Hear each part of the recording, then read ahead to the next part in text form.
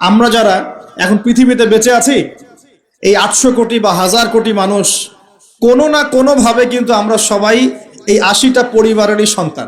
এই যে পরিবারগুলোকে আল্লাহ পাক বাঁচিয়েছেন, জুদি উপত্যকায় এই নৌকা গিয়ে ঠেকেছে, ওই নৌকায় যারা ছিলেন তাদেরকে দিয়ে পরবর্তীতে পৃথিবী আবাদ করা হয়েছে। নূহ আলাইহিস সালামের 4 সন্তান ছিলেন। কয় সন্তান? একজন হচ্ছে শাম। কি নাম? শাম। এই শাম এর বংশধর হচ্ছে এই যে মিডল ইস্টের মানুষরা, মধ্যপ্রাচ্যের যে মানুষরা আছে, এরা শামের বংশধর। এক ছেলের নাম হাম। হাম ছিল কালো বর্ণের, মানে ব্ল্যাক স্কিন। এই হামের বংশধর হচ্ছে আফ্রিকান কন্টিনেন্টে যে মানুষগুলো আছে, আফ্রিকান কন্টিনেন্ট, এই যে কালো কালো মানুষগুলো, তারা কিন্তু হামের বংশধর। একজন হচ্ছে ইয়াফাস। ইয়াফাস হচ্ছে ওই ইউরোপিয়ান যারা, এরা হচ্ছে ইয়াফাসের বংশধর, সাদা চামড়া। আর একজন সন্তান ছিল, তার নাম সম্ভবত কেনান। এই সন্তান নৌকায় ওঠে নাই। সে বলেছিল, তার বাবা তাকে ডাকছিল, নৌকায় আসো, আল্লাহর আযাব থেকে আজকে কেউ বাঁচাতে পারবে না। সে বলছে যে আমি পাহাড়ে উঠে যাব, পাহাড় আমাকে সেভ করবে। নবী পরিবারের সন্তান হওয়ার পরেও এই কেনান পানিতে ডুবে মারা গেল। আল্লাহ পাক তাকে বললেন, হে নূহ, লাইসা মিন আহলিক, সে তোমার পরিবারের কেউ না। নূহ আলাইহিস সালাম বলছেন, আল্লাহ, সে আমার সন্তান, তাকে মাফ করে দাও। আর আল্লাহ পাক বলছেন, লাইসা মিন আহলিক, সে তোমার পরিবারের কেউ না। মানে আল্লাহর হুকুম আহকাম না মেনে চললে নবী পরিবারের সন্তান হয়েও কেউ আল্লাহর গজব থেকে বাঁচতে পারবে না। আর আমরা তো কিছুই না, আমরা কিছু।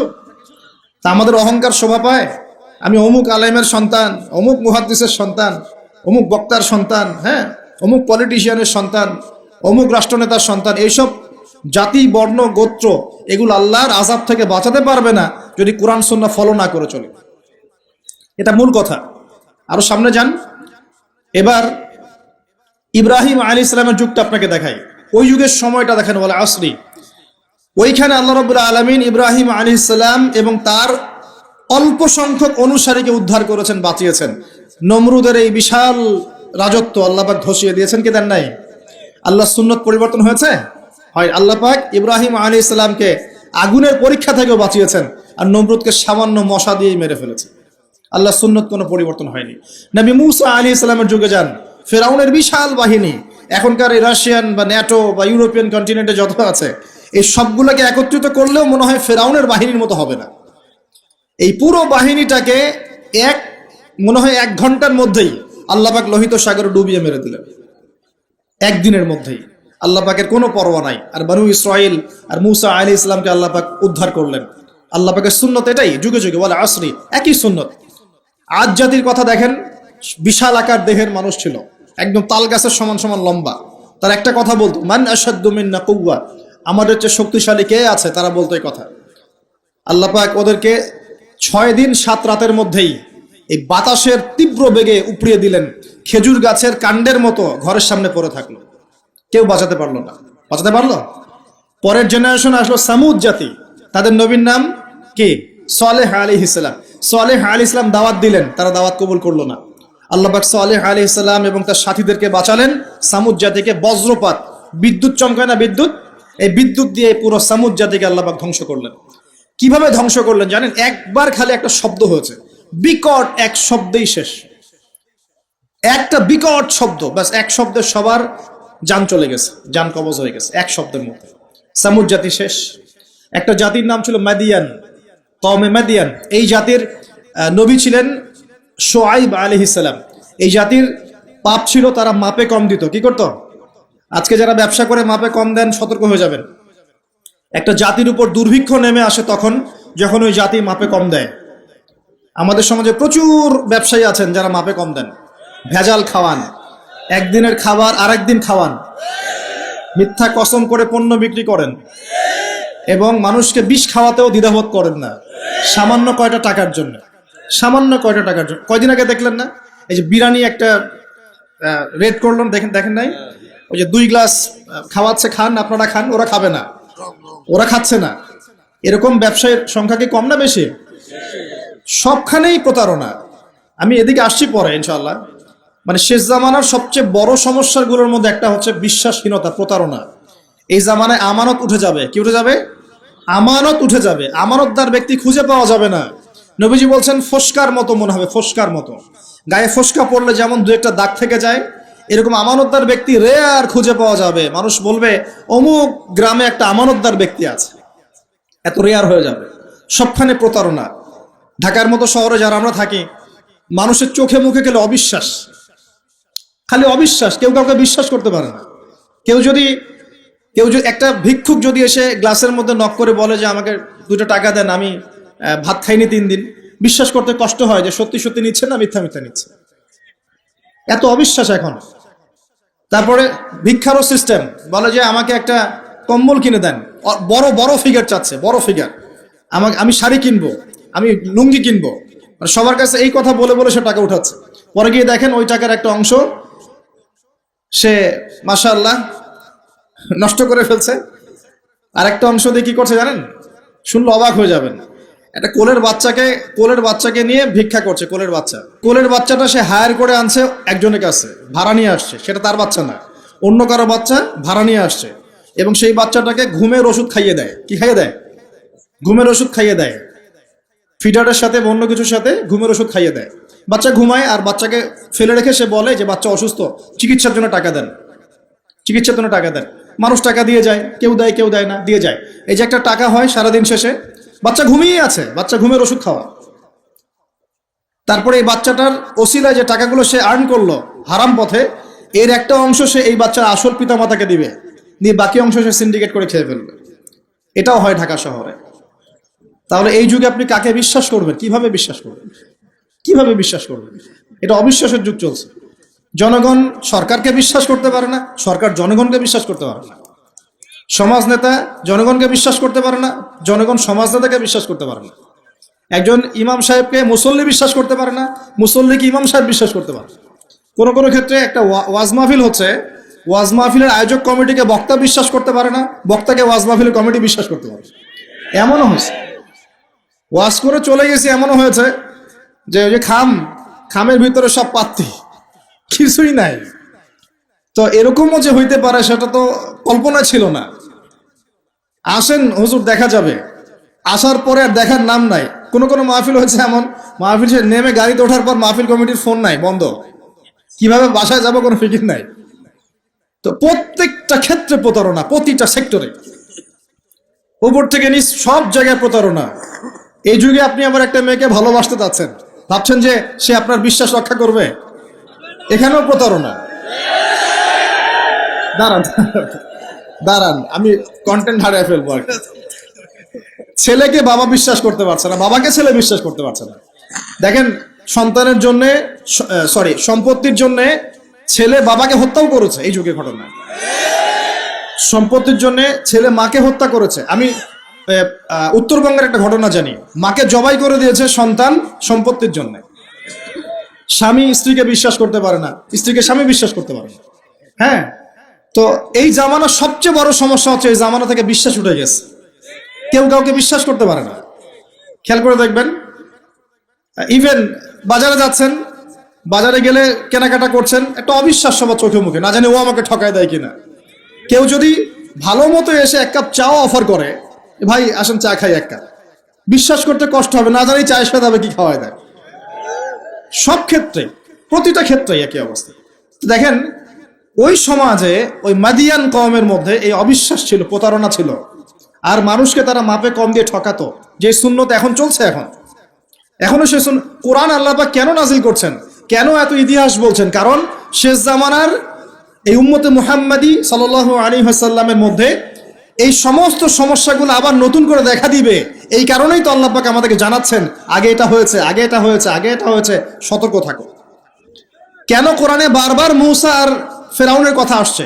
136 বার আছে নবী মূসা আলাইহিস সালামের কথা ফেরাউনের সাথে। এতবার কেন, যেখানে আমাদের নবীজির নাম মাত্র 4 বার? কেন এতবার? কারণ শেষ জামানায় উম্মতে মুহাম্মাদের সময়ে মূসা এবং ফেরাউনের সময় যা যা হয়েছিল এগুলোর পুনরাবৃত্তি হবে আবার। আল্লাহ পাক সচেতন থাকতে বলছেন। এ যুগেও কি নতুন করে ফেরাউনরা বের হয়ে আসে নাই? ফেরাউন এবং তার দলবল বানু ইসরাইলের উপরে যা করেছিল, এখন ইহুদিরা সেই মুসলিমদের উপর তাই করছে না? একই জিনিস ঘুরে ফিরে আসছে। এই কারণে আল্লাহ পাক আমাদেরকে সতর্ক থাকতে বলছেন, বারবার কোরআন এগুলো রিপিট করছেন। ইতিহাস কেন ব্যাখ্যা করছেন আল্লাহ পাক? ওয়াল আসরি, সময়ের কসম, সময়কে মূল্যায়ন করেন। সময়ের পিছনের দিকে তাকিয়ে দেখেন সময় কত সময় চলে আসছে। এই কমে মাদিয়ান মাপে কম দিত। আমরা যারা ব্যবসা করি আল্লাহর ওয়াস্তে মাপে কম দিবেন না। একজন সৎ ব্যবসায়ী, আমি দুটো হাদিস শোনাই, আমি তাদেরকে ভালোবেসেই বলছি, ব্যবসায়ীদেরকে আমি ভালোবাসি, কারণ তারা অন্ততপক্ষে সুদের মধ্যে যাচ্ছেন না। এখন ব্যবসা করে আপনি যদি হালাল ধরে রাখতে না পারেন তাহলে ব্যবসাটা বৃথা হচ্ছে। আল্লাহ পাক বলেছেন আহাল্লাহুল বাই'a ওয়া হাররামা রিবা, আল্লাহ পাক ব্যবসাকে হালাল করেছেন, সুদকে হারাম করেছেন। আপনি সুদ খাচ্ছেন না, ব্যবসা করছেন, আলহামদুলিল্লাহ। কিন্তু যদি আপনি মাপে কম দেন, মিথ্যা কসম করে পণ্য বিক্রি করেন, সিন্ডিকেট করেন, মাল ইচ্ছা করে মজুত করে পরে দাম বাড়িয়ে দেন, এই যে 2 নম্বরে যদি করেন, আমানতের খেয়ানত করেন, তাহলে আপনাদের এই পাপের কারণে পুরো জাতির উপর দুর্ভিক্ষ নেমে আসবে, এটা হাদিস। আর যদি আপনি সৎ ব্যবসায়ী হতে পারেন, নবী সাল্লাল্লাহু আলাইহি ওয়াসাল্লাম বলেছেন, নবীদের সাথে শহীদদের সাথে আপনার হাসর হবে ইনশাআল্লাহ। একজন সৎ ব্যবসায়ী নবীগণ শহীদগণের সাথে ইনশাআল্লাহ তাআলা কিয়ামতের মাঠে হাসর করবে ইনশাআল্লাহ তাআলা। আমরা কি এটা চাই না? আর এক শ্রেণীর মানুষকে আমি ভালোবাসি, তারা হচ্ছেন পলিটিশিয়ান। কেন ভালোবাসি? কারণ তারা অ্যাটলিস্ট কাপুরুষতার পরিচয় না দিয়ে নিজের কাঁধে দায়িত্ব নিয়ে সমাজ সংস্কার করার চেষ্টা করছে।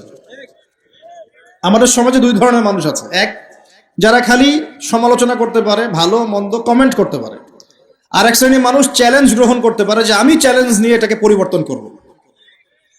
এই 2 শ্রেণীর মানুষ পাবেন আপনি। এক, কোনো কাজের না, সারাদিন কমেন্ট করতে পারে, এটা ভালো না, এটা ভালো, এটা খারাপ, এটা এই, এটা সেই, এটা করতে হবে, ওইটা, মানে এদেরকে আমি নাম দিয়েছি করতে হবে গ্রুপ অফ ইন্ডাস্ট্রিজ।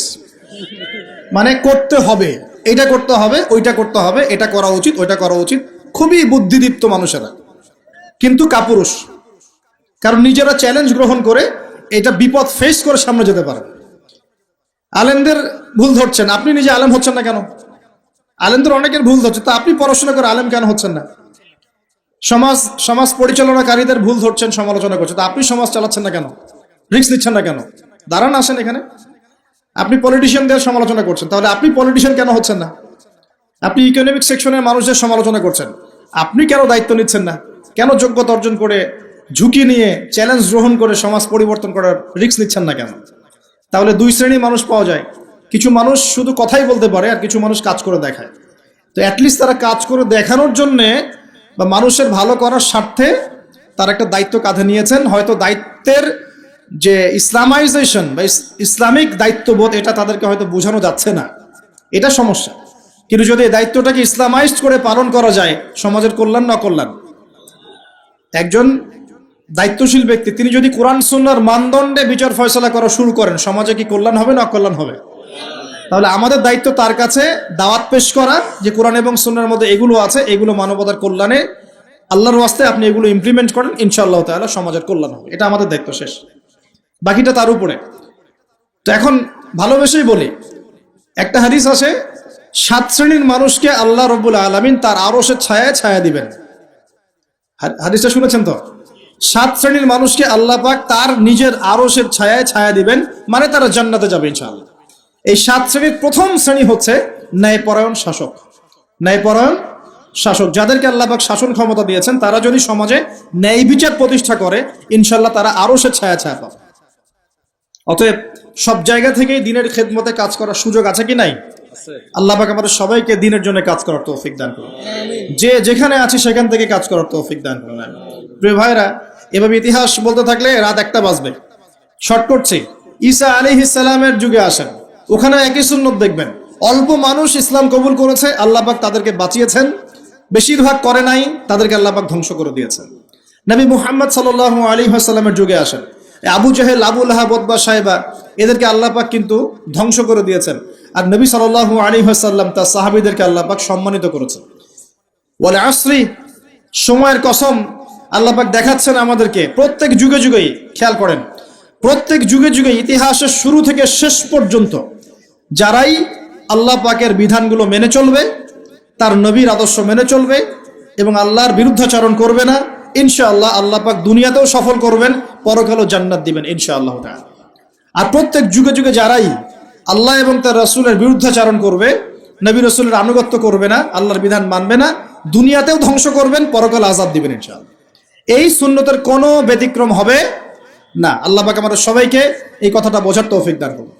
এবার এই সময় বা মহাকালের কসম আল্লাহ পাক আরেকটা কারণে করেছেন, যুবক ভাই আপনি বোঝেন।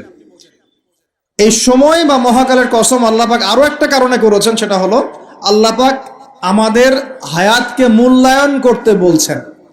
আল্লাহ পাক আমাদের হায়াতকে মূল্যায়ন করতে বলছেন। একটু চোখ বন্ধ করে রাত্রেবেলা চিন্তা করবেন, মনে করেন আপনার হায়াত 60 বছর। কত বছর মনে করেন? ফর এক্সাম্পল, চোখ বন্ধ করবেন, আজকে বাসায় গিয়ে ঘুমানোর সময় দোয়া দরুদ পড়ে চোখটা বন্ধ করে ভাববেন আদনান ভাই কথাটা বলে গেছে, একটু ভাবি। এইটুক যদি ভাবতে পারেন আজকে বাসায় গিয়ে, আজকে ওয়াজ আমার সফল ইনশাআল্লাহ। এই যে 200 কিলো আসছি, আবার 200 কিলো যাবো, ইনশাআল্লাহ সফল। কি ভাববেন প্রিয় ভাই? আমিও কিন্তু তরুণ, আমি কিন্তু বুড়া হয়ে যাই নাই। বুড়া হয়ে গেছি এখনো? আচ্ছা, আপনিও তরুণরা একটু ভাবি, চোখ বন্ধ করে ভাববেন যে আল্লাহ পাক আপনাকে সৃষ্টি করেছিলেন আল্লাহর ইবাদত করার জন্য। সূরা জারিয়াত 56 নম্বর আয়াত, ওয়া মা খালাকতুল জিন্না ওয়াল ইনসা ইল্লা লিয়াবুদুন। 1 2 আল্লাহ পাক আপনাকে সৃষ্টি করেছিলেন যাতে করে আল্লাহর দ্বীনটাকে আপনি আল্লাহর জমিনে প্রচার করেন, প্রসার করেন, প্রতিষ্ঠা লাভ করেন। এই দুইটা আপনার কাজ ছিল। এখন আপনার বয়স হয়ে গেছে 30 বা 25, ধরে নেন যে আপনার হায়াত 60 বছর। তার মানে আপনার জীবনে বাকি আছে এখন 30 বছর। এই যে 30 বছর আপনি নষ্ট করেছেন বা চলে গেছে, চোখ বন্ধ করে চিন্তা করবেন এই 30 বছরে কত ওয়াক্ত নামাজ পড়েছেন, কতদিন রোজা রেখেছেন, এই 30 বছরে 30টা আয়াত আপনি পড়েছেন কিনা, এই 30 বছরে 30টা সূরা আপনি শিখেছেন কিনা, 30 বছরে আপনি 30টা ইসলামিক বই পড়েছেন কিনা, আপনি নবীর 30টা হাদিস পড়েছেন কিনা, 30 দিন জামাতের সাথে নামাজ পড়েছেন কিনা, 30 দিন দ্বীনের দাওয়াত দিয়েছেন কিনা, 30টা দিন দান সদকা করেছেন কিনা। আমি খুব বেসিক কথা বলছি, আমি বলিনি আপনি 30 দিন 30টা যুদ্ধ করেছেন কিনা, এই কথা বলিনি। আমি আপনাকে বেসিক কথা বলছি, একদম বেসিক প্রাইমারি কথা। আপনি 30 দিন নামাজ পড়েছেন কিনা, 30টা রোজা ঠিক মতো রাখছেন কিনা, আপনি কি 30 বার মেয়েকে দেখে চোখ নামাতে পেরেছেন কিনা, আপনি কি 30টা সূরা শিখেছেন কিনা, 30 বার আপনি কি রাসূলের জীবনী পড়েছেন কিনা, তার হাদিস পড়েছেন কিনা, আপনি কি নবী সাল্লাল্লাহু আলাইহি ওয়াসাল্লামের স্ত্রীদের নাম জানেন কিনা, তার জীবনী জানেন কিনা, আকীদা কি জিনিস আপনি জানেন কিনা, 30টা মাসলা মাসাইল আপনি বোঝেন কিনা। আপনি চিন্তা করবেন আজকে। এই একটা চিন্তা আপনার জীবনটাকে বদলে ফেলবে ইনশাআল্লাহ। এই একটা চিন্তাই যথেষ্ট আপনার জীবনকে বদলে ফেলার জন্য। এই চিন্তাটা আরেকভাবে করবেন, এটা ভাবার পরে আপনি চোখটা খুলবেন, চোখটা খুলে সাদা কাগজ নিয়ে বসবেন, উঠে বসবেন, বসে আপনি লিখবেন। এই যুবক ভাই শোনেন, বসে আপনি লিখবেন। কি লিখবেন? আপনি লিখবেন এই 30 বছরে আপনি কতগুলো গুনাহ করেছেন, আপনার মনে পড়ে কি কি। হয়তোবা, আমি দোয়া করি যেন এমনটা না হয়, তবে হয়তোবা আপনি খুঁজে পাবেন এই 30 বছরে আপনি বেনামাজি ছিলেন, হয়তোবা। দাঁড়ান, 2 আপনি হয়তো দেখবেন আপনি অনেক দিন রমজানের রোজা রাখেন নাই। আপনি দেখবেন হয়তো আপনি দান সদকা তো করেন নাই, রিকশাওয়ালাকে থাপ্পড়ও দিয়েছেন। আপনি হয়তো দেখবেন যে হলে সিট বুকিং এর জন্য হকি স্টিক নিয়ে মারামারি করেছেন। আপনি হয়তো দেখবেন যে 30 বছরে 30টা মেয়ের সাথে সম্পর্ক করা শেষ। আপনি হয়তো দেখবেন যে আপনি অলরেডি পতিতলায় ভিজিট করে চলে আসছেন। আপনি 30 দিন, এই 30 বছরে 30 বার কমপক্ষে এই মাদকের আসরে বসেছিলেন, এবং 30 বছরের বহু সময় আপনি অনলাইনে নষ্ট করেছেন, পর্নোগ্রাফি দেখে নষ্ট করেছেন, গোপনে পাপ করেছেন, হ্যাঁ, আরো অনেক কিছুই করেছেন। আপনি হয়তো এটা খুঁজে পাবেন। মিথ্যা বলেছেন, প্রতারণা করেছেন, মাপে কম দিয়েছেন, অন্যের উপর অত্যাচার করেছেন। আপনি আপনার যৌবনকে কাজে লাগিয়ে, এই শক্তিটাকে কাজে লাগিয়ে আপনি ইসলামের বিরুদ্ধাচরণও করেছেন, হয়তো এটাও পাবেন। এই একটা চিন্তা যদি করতে পারেন, এখন আপনার সামনে এখন রাস্তা দুটা। আপনার বাকি বয়স আছে এখন 30 বছর। ওয়াল আসরি, সময়ের কসম, আপনার সময়, আপনার জীবনের সময়টাকে মূল্যায়ন করতে হবে। সময়ের কসম, হয় যদি আমার 30 বছর বাকি থাকে, এখন এই বাকি যে আছে কিনা আমিও জানি না, কেউ জানে? অনিশ্চিত পরীক্ষার হল, কেউ জানে না খাতা কখন কেড়ে নেওয়া হবে। আর এটা কারাগারের জীবন, মানে কারাগারে বসে কেউ নিজের মন গড়া পদ্ধতিতে চলতে পারে না, যেরকম রুটিন সেরকম চলতে হয়। কারাগারের জীবনে বসেই আপনি সুদ খাচ্ছেন, কারাগারে বসেই ঘুষ খাচ্ছেন, কারাগারে বসেই জেনা করছেন, কারাগারে বসেই বেনামাজি থাকছেন, কারাগারে বসেই হোয়াটসঅ্যাপে মেসেঞ্জারে মেয়েদের সাথে প্রেম করছেন, কারাগারে বসে। এটা কারাগারের জীবন। তো কারাগারের জীবন যদি বাকি থাকে আর 20-30 বছর, আপনার সামনে এখন রাস্তা 3টা। 1, আপনি কি গতানুগতিক যেভাবে চলেছেন সেভাবেই শেষ করবেন জীবনটা? যদি শেষ করে দেন তাহলে পৃথিবীর ইতিহাস থেকে আপনার নাম একদিন মুছে যাবে।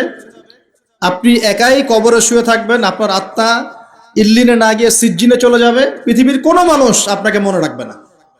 আপনি একা একাই আযাব ভোগ করতে থাকবেন, কেউ আপনাকে বাঁচাতে আসবে না। শেষ। এবং এই আযাব একবার শুরু হলে কোনোদিনও শেষ হবে না, কোনোদিনও না। কবরেও, হাসরেও, বারজাখেও এবং আপনার জাহান্নামেও। এটা একটা অপশন। 2 নম্বর অপশন, আপনি নিজেকে সংশোধন করলেন, সংশোধন করে গতানুগতিক মুসলিম হলেন। গতানুগতিক মুসলিম কেমন?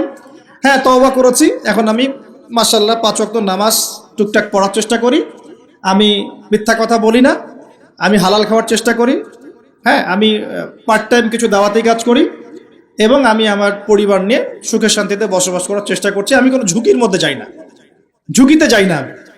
মানে আমি সৎ কাজেও আদেশ করি কিন্তু ঝুঁকিতে যাই না, মানে কোনো কিছু এমন কোনো কিছু করি না যাতে আমার উপর কোনো বিপদ আসবে, এটাতে আমি যাই না। এটা গতানুগতিক মুসলিম চলছে। আর একটা হচ্ছে সমাজ পরিবর্তনকারী মুসলিম। এরা কেমন? এরা নিজেরা তো জ্ঞান অর্জন করেই এবং জ্ঞান অনুযায়ী আমলও করে, তারা সৎ কাজে আদেশও করে, একই সাথে অসৎ কাজে নিষেধও করে, সত্যটাকে নির্ভীকতার সাথে, সাহসিকতার সাথে, হিকমার সাথে সবার সামনে উপস্থাপন করে, আল্লাহর কাছে দোয়া করে এবং সমাজটাকে পরিবর্তন করে ফেলার চেষ্টা করে। এরা হচ্ছে আহসান, সবচেয়ে উত্তম শ্রেণী। কিভাবে বললাম উত্তম শ্রেণী? নবীজি বলছেন তোমাদের সামনে একটা জামানা আসবে, এটাও শেষ জামানা হাদিস। তোমাদের সামনে একটা জামানা আসবে, জামানা সবরিন, কঠিন সবরের জামানা। ঈমান ধরে রাখা হাতে জ্বলন্ত আগুন ধরে রাখার মতো হবে। ওই সময় যদি তোমরা কেউ আমার সুন্নতের উপর অটল থাকতে পারো, আমার মৃত সুন্নতকে আবার জীবিত করতে পারো, তাহলে 50 জন শহীদ সাহাবীর নেকি পাবে ইনশাআল্লাহ। এরা সমাজ পরিবর্তনকারী মানুষ। আর ইতিহাসে যারা সমাজ পরিবর্তনকারী মানুষ, তাদের জীবনে পরতে পরতে বিপদ আপদ বলা মুসিবত আসবেই। আমার ছোট্ট গবেষণায় 4টা ক্ষেত্র থেকে আসতে পারে যখন আপনি হকের উপর থাকবেন। 1 নাম্বার, প্রথম বাধা চলে আসবে পরিবার থেকে। কোত্থেকে? পরিবার। আপনি গতানুগতিক মুসলিম হলে আপনি সব জায়গায় পার পেয়ে যাবেন, কিন্তু যদি একটু কঠোরতা প্রয়োগ করেন যে আমি একদম কোরআন সুন্নাহর 100% ফলো করতে চাই, আমি এমন না যে নামাজও পড়ি শুধু খাবো, এমন হব না। আমি নামাজও পড়বো, শুধু খাবো না, আমি রোজাও রাখবো, আমি যাকাতও দিব, আমি হজ উমরাও করবো, আল্লাহর বিধানের প্রতি শ্রদ্ধাশীল থাকবো, চেষ্টা করবো ইসলামটা প্রসার করার প্রতিষ্ঠার চেষ্টা করবো। তখন আপনার প্রথম বাধা আসবে পরিবার থেকে। দাড়ি রাখছো কেন? দাড়ি রাখলে তোমাকে এরকম লাগে। হ্যাঁ, তুমি টাকটুর উপরে কাপড় কেন পরছো? পড়লে তোমাকে অমন লাগে। আগে তো গিটার বাজাইতা, আগে তো গান গাইতা, আগে মেয়ে নিয়ে থাকতা, ভালো ছিল, এখন কেন সারাদিন বই নিয়ে পড়ে থাকো, ইসলামিক বই নিয়ে পড়ে থাকো, নামাজ নিয়ে পড়ে থাকো? হ্যাঁ, কি পরিবর্তন হলো! বাবা মার টেনশন, এখন পিতামাতার টেনশন। কেউ কেউ এরকম অ্যাডভার্টাইজ বানিয়ে টিভিতে দেখাচ্ছে, এগুলা দেখেন নাই? আগে ছেলে ভালো ছিল, হঠাৎ করে কি পরিবর্তন হয়ে গেল। হ্যাঁ, সুবহানাল্লাহ।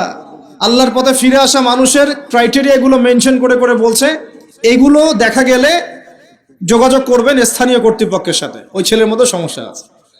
আস্তাগফিরুল্লাহ, আস্তাগফিরুল্লাহ। একজন ব্যক্তি গিটার বাজাতো, গান গাইতো, মাদকের সাথে ছিল, মেয়ে নিয়ে ফুর্তি করতো, সেখান থেকে এসেছে নামাজ পড়ছে, এই জন্য কি সে জঙ্গি হয়ে যাবে? এখন সে মাশাআল্লাহ কোরআন তেলাওয়াত করছে, কোরআন বোঝার চেষ্টা করছে, আলেম ওলামার কাছে গিয়ে পরামর্শ করছে, হাদিস পড়ছে, এই জন্য কি সে জঙ্গি হয়ে গেছে? পশ্চিমারা যা গিলায় আমরা তাই গিলি। পশ্চিমারা যা গিলায় আমরা তাই গিলবো কেন? ওদের কাছে কিসের জ্ঞান আছে? পশ্চিমাদের কাছে কোরআনের জ্ঞান আছে, হাদিসের জ্ঞান আছে। ও সিলেক্ট করে দিবে যে কোনটা জিহাদ আর কোনটা জঙ্গিবাদ। আশ্চর্য একটা ব্যাপার। কোরআন এবং সুন্নাহর চর্চা যদি মুসলিমরা করে, তাহলে কি তারা সন্ত্রাসী হয়ে যাবে? ওরা তো চাইবেই যেন আমরা এই কাজগুলো না করি। ওরা তো চাইবেই যাতে আমরা কোরআন সুন্নাহর চর্চা না করি। ওরা যা বলে সেই ভাষায় আমরা কথা বলা শুরু করেছি। ওরা বলছে, একটু পরে আমি বুঝাচ্ছি আপনাদেরকে, ওরা বলেছে যে জ্ঞান সেটাই, ভালো করে বোঝেন, জ্ঞান সেটাই যেটা পরীক্ষা নিরীক্ষা, যুক্তি বিজ্ঞান, দর্শন দিয়ে লাভ করা যায়। আর আমরা বলছি আল্লাহর ওহী হচ্ছে চূড়ান্ত জ্ঞান। আল্লাহর ওহী কি? চূড়ান্ত জ্ঞান।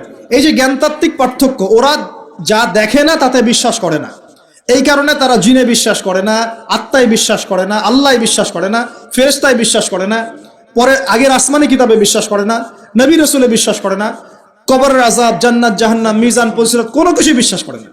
কেন করে না? ওদের এপিস্টেমোলজি হচ্ছে, জ্ঞানতাত্ত্বিক দর্শন হচ্ছে, যা দেখি না বিশ্বাস করি না। আর ওই দর্শনটা আমরা কাট পেস্ট করে নিয়ে আমাদের ছোট ছোট বাচ্চাদেরকে এখন গিলাচ্ছে এইগুলো। এখন ওই দর্শন কেন ফলো করব আমরা? আমাদের দর্শন হচ্ছে চূড়ান্ত জ্ঞান কার পক্ষ থেকে আসে? আল্লাহর পক্ষ থেকে আসে। আল্লাহ যা সত্য বলেছেন তাই সত্য, আল্লাহ যা মিথ্যা বলেছেন তাই মিথ্যা।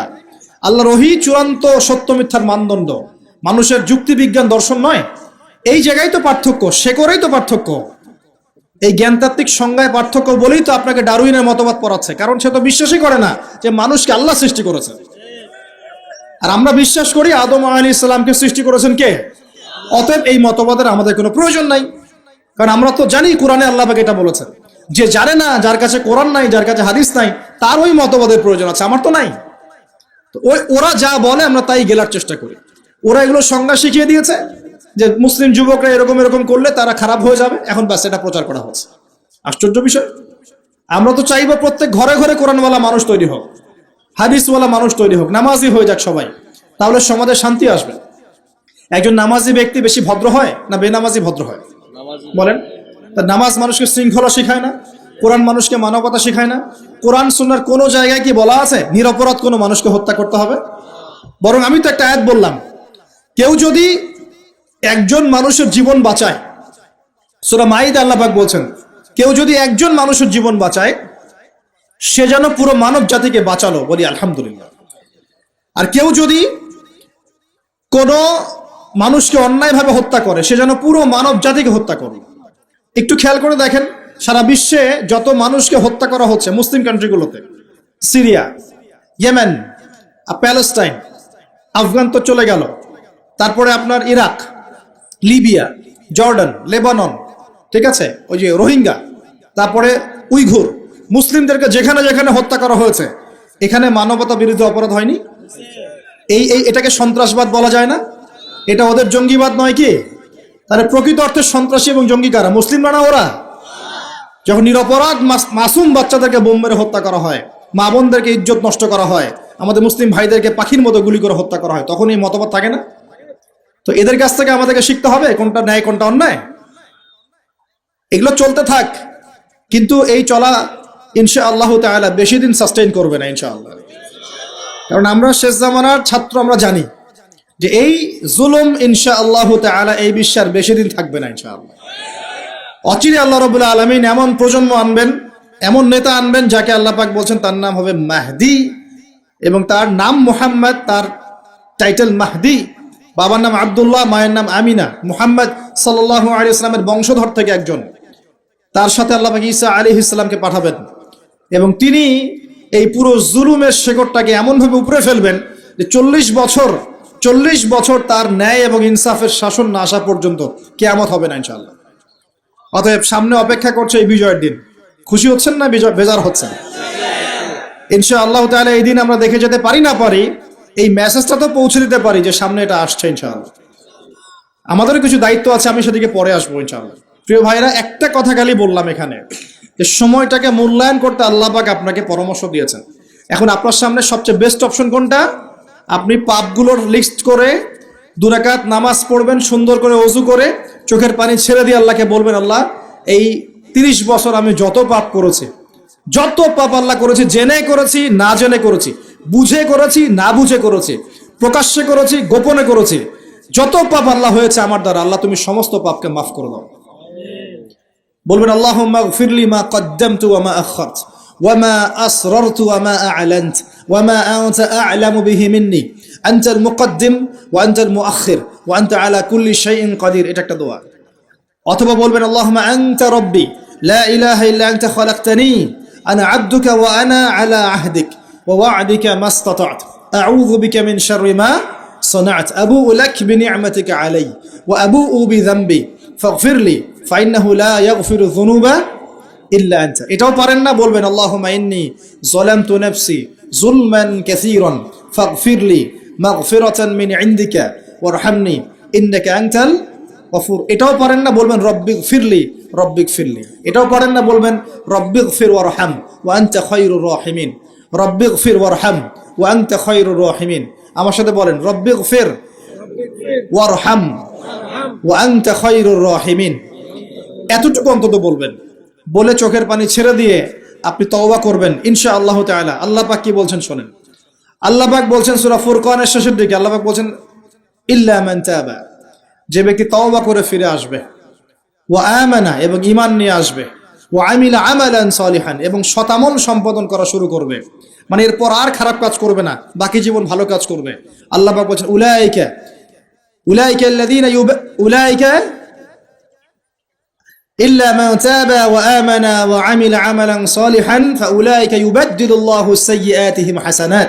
এরাই সেই ব্যক্তি, এরাই সেই সব মানুষ যাদের সমস্ত গুনাহকে আল্লাহ পাক নেকি দিয়ে পরিবর্তন করে দেবেন ইনশাআল্লাহ। শুধু গুনাহ মাফ করে দিবেন না, আল্লাহ পাক বলেছেন শুধু গুনাহ মাফ করব না, যদি গুনাহ হয়ে থাকে 1 কোটি, আল্লাহ পাক 1 কোটি নেকি দিয়ে পরিবর্তন করে দিবেন ইনশাআল্লাহ।